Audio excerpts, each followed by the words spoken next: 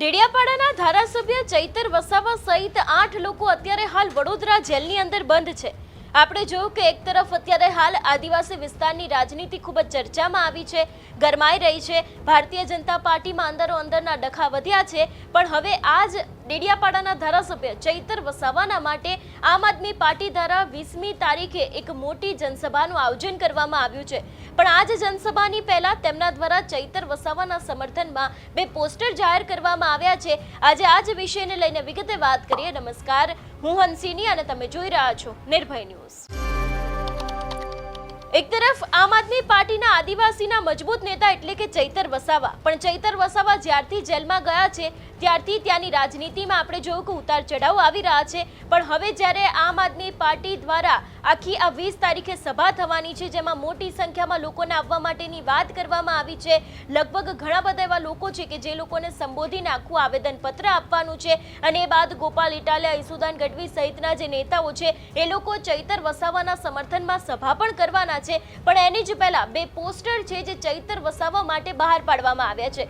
સૌથી પહેલા તો જો આ પોસ્ટર ઉપરની વાત કરવામાં આવે તો અહીંયા લખવામાં આવ્યું છે, ચાલો રાજપીપળા, ચાલો રાજપીપળા। તારીખ 20/7/2026ના સોમવારના રોજ, એટલે સોમવારે હવે ચૈતર વસાવાના મામલે એક મોટી નવાજૂની થવા જઈ રહી છે, કારણ કે આમ આદમી પાર્ટીના જે નેતાઓ છે એ લોકો દ્વારા સોમવારના દિવસે આખી એક જનસભાનું આયોજન રાખવામાં આવ્યું છે કે જેની પહેલા ચૈતર વસાવાને લઈને પણ આની અંદર ઘણી બધી વાત કરવામાં આવી શકે છે। તેની સાથે જે બીજા આદિવાસીના પ્રશ્નો છે એને લઈને પણ આ સભાની અંદર ચર્ચાઓ થશે। એ બાદની જો વાત કરવામાં આવે તો અહીંયા લખવામાં આવ્યું છે, આદિવાસીઓના અવાજ ડેડિયાપાડાના ધારાસભ્ય ચૈતર વસાવાના ન્યાય માટે 1 લાખ લોકોની સહી ઝુંબેશ તથા રાષ્ટ્રપતિને કલેક્ટર શ્રી નર્મદા તરફે આવેદનપત્ર। હવે એ બાદ અહીંયા લખવામાં આવ્યું છે, ષડયંત્ર એટલે કે ખોટા કેસો કરીને કેમ જેલવાસ કરાવવામાં આવ્યો તેના કારણો છે એ પણ અહીંયા આપવામાં આવ્યા છે। એ કારણો વિશેની વાત કરવામાં આવે તો અહીંયા લખવામાં આવ્યું છે, ચૈતરભાઈ વસાવાએ 2500 કરોડથી વધારે રૂપિયાનું મનરેગા કૌભાંડ શોધી કાઢવામાં આવ્યું અને ભ્રષ્ટાચારીઓ સામે કાયદેસરની કાર્યવાહી કરવા માટે માંગણી કરવામાં આવી હતી। એટલે જે રીતે આપણે જોતા આવ્યા છે કે ચૈતર વસાવા દ્વારા જે આખું આ મનરેગાનું કૌભાંડ છે તે બહાર પાડવામાં આવ્યું હતું, ને એ જ મનરેગા કૌભાંડ ને લઈને પણ આખા પત્ર છે એની અંદર વાત કરવામાં આવી છે। ઘણા બધા એવા આક્ષેપો છે ચૈતર વસાવાના ઉપર જે અત્યાર સુધીમાં ભારતીય જનતા પાર્ટીએ લગાવ્યા છે, પણ હવે આમ આદમી પાર્ટી મેદાને આવી છે અને તેમના દ્વારા એવું પણ કહેવામાં આવ્યું છે કે તેમના ઉપર જે કેસો કરવામાં આવ્યા છે એ બિલકુલ ખોટા છે, અને એ જ કેસોને લઈને પણ અહીંયા વાત કરવામાં આવી છે। એ બાદ વાત કરીએ કે હવે શું લખવામાં આવ્યું છે। અહીંયા એવું પણ લખ્યું છે કે 5મી અનુસૂચિત તથા પેસા એક્ટ કડક અમલવારી માટે અવાજ ઉઠાવે છે। એ બાદ ત્રીજો મુદ્દો લખવામાં આવ્યો છે, જંગલ જમીનના વન અધિકારી અધિનિયમ 2006ની અમલવારીની ઉદાસીનતા સામે લડત આપી આદિવાસીઓને કોમન સિવિલ કોડ એટલે કે યુસીસી જેવા કાયદામાંથી બહાર કરવા માટે આંદોલન કર્યું છે। આદિવાસી વિસ્તારમાં આવેલા અભયારણ્યો, eco sensitive zone, solar power પ્રોજેક્ટનો વિરોધ કરવામાં આવ્યો છે। એટલે અત્યાર સુધીમાં ચૈતર વસાવા દ્વારા આટલા કામ કરવામાં આવ્યા છે, અને એને જ લઈને ક્યાંક આમ આદમી પાર્ટી દ્વારા આખું આ પોસ્ટર છે તે તેમના સમર્થનમાં રેલી થાય એની પહેલા બહાર પાડવામાં આવ્યું છે। સમજી લઈએ કે એ બાદ પણ અહીંયા શું લખવામાં આવ્યું છે। અહીંયા એવું પણ કહ્યું છે કે Delhi Mumbai industrial corridor, Bharatmala, statue of unity, Saputara green corridor વગેરે પ્રોજેક્ટમાં કરોડો આદિવાસી લોકોની જમીન જાય તેનો વિરોધ કરવામાં આવેલ છે। પાર તાપી નર્મદા રિવર લીક યોજના સામે આંદોલન કરવામાં આવ્યું। ચૈતર વસાવાએ આદિવાસી વિદ્યાર્થીઓના શિક્ષણ માટે પૂરતી સુવિધાઓ જેવી કે ઓરડા, શિક્ષકોની ઘટ, શિષ્યવૃત્તિ તથા ફ્રી શિપ કાર્ડ જેવા પ્રશ્નો માટે લડત આપી સમસ્યા હલ કરી, તેમજ આંગણવાડીઓ પૂરતા ઓરડા માટે કાયમ અવાજ ઉઠાવે છે, અને તેમજ શિક્ષણના ખાનગીકરણ સામે પણ અવાજ ઉઠાવે છે।